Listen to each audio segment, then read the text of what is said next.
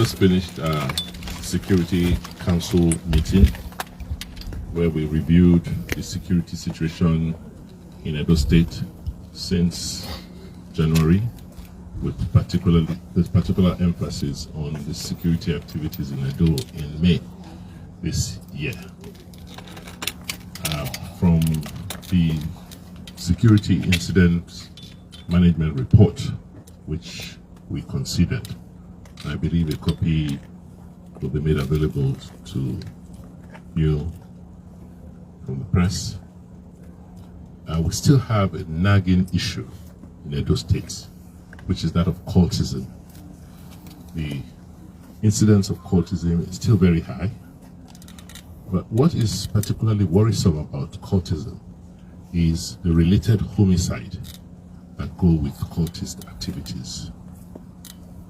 To date, since January, we have lost over 150 people from cult-related homicides and from cult-related activities and homicide. And this is a situation we can no longer tolerate and accept. So Council today, among its decisions, which will be elaborated by the Commissioner of Police, decided that we will go full blast, we'll go headlong against cultists and cult-related activities in the state. We have now passed an anti-cultism law in Edo State, and that law will be implemented to its fullest. We've set up a special task force of the Security Council that will, from tonight, review every cult-related occurrence. So we'll look at all the data we have, incidents, the perpetrators, and those behind these activities. We will make the resources available, and no stone will be left unturned in any cult-related killings. Related to cult activities are activities of those they call Okaighales in Edo South. Council has prohibited forthwith the activities of Okaighales in Edo State. Anybody who claims he's an Okaighale operating in any community will be dealt with strictly according to the law. So the main outcome of our Security Council meeting today is that the state has now declared full war on cultists and Okaighales in Edo State. Thank you, Your Excellency.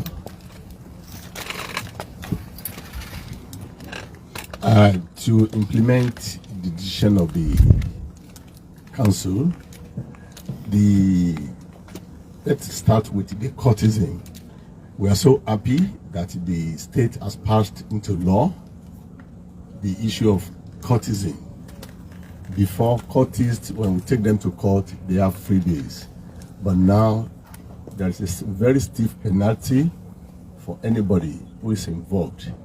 And the Council, with the permission of the Excellency, has equally directed that no matter how highly placed any individual is, if he's involved, will be taken to court, and the penalties are there.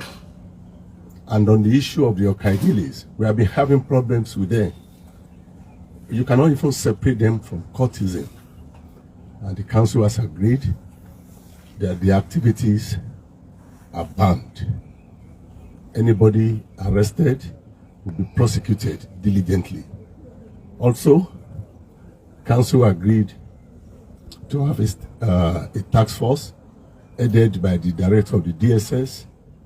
This will give the members of the public the confidence to carry on with their lawful activities, and it's going to start with immediate effect.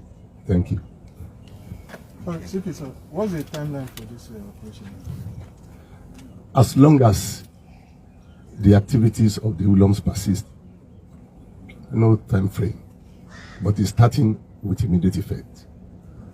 All right, sorry, sir. You said before the anti-cultism law was passed, that most of the apprehended suspects usually got away. Now, in line with this new task force and all that, are we also having a special, say, like courts now to facilitate the hearings if they are caught or if anyone is caught? For now, the normal courts are still sitting, but the penalties which will be made public is stiff enough to discourage anybody from calling himself a cultist. The necessary department will elaborate on this. And we collaborate with the judiciary. Yes, the judiciary, the council has also decided to have partnership or collaboration with the judiciary. They will help us on the new law, and you will see the difference. And correctional services. And the correctional services too. The issue of bails, free bail for cultists is gone. The period of free bail for them is gone, and I think we are so happy that this law has been put in place. We have the confidence that is going to have a change in the attitude of cultists or would-be cultists. Thank you. All right, thank you, sir. You didn't appreciate us vehicles. You didn't talk about the... Oh, this is a very great feat. We are indeed grateful. We are always over Oliver Twist. We asking for more, but the executive governor is never tired of us. He has provided these vehicles that we can see, and is going to assist us in the joint operation that the council has agreed. We have bikes too, which we will use to move around the nooks and crannies. After the Excellency must have gone, we'll move around to go and see the bikes. I think it's going to be a good thing in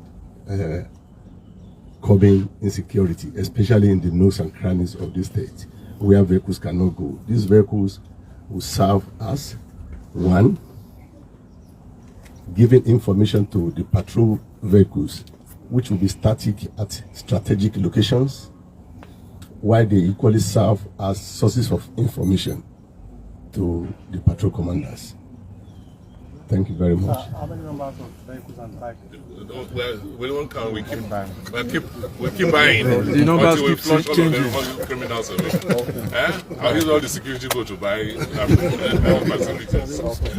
And on the issue of kidnapping too, most of these vehicles will be useful in areas like Ubiaja, Urumi, Ekuma, Auchi. It has been a serious matter, but the council has equally agreed, and we want to thank the Excellency for the efforts, for the support. I think the Excellency has agreed that the next meeting we are having is going to be around Urumi, Auchi. Thank you. Thank you. No strike. We are not on strike, so you are getting more than So guys, you can see this is your operational vehicle.